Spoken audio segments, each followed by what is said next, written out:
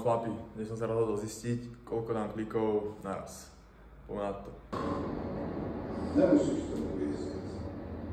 Když jsi se slyšel semhle, zvedl jsem tě a řekl tvý mámě, tohle dítě bude nejlepší na světě. Tenhle kluk bude lepší, než si umíme představit. A ty jsi rostl a prospíval. Žasli jsme nad tebou, každý den byl malý zázrak. Pak nastal čas osamostatnit se, vykročit do světa sám za sebe. Jenže někde na té cestě se změnil. Nebyl jsi sám s sebou. Od lidí kolem si nechal nakukat, že nejsi tak dobrý. Když bylo ještě hůř, začal si hledat vinu jinde, ve velkým stínu. Řeknu ti něco, co už víš. Svět není jen samý slunce a tuha, je to hodně zlý a drsný místo. A i když jsi sebesilnější, srazí tě na kolena a nechá tě klečet, když to připustíš.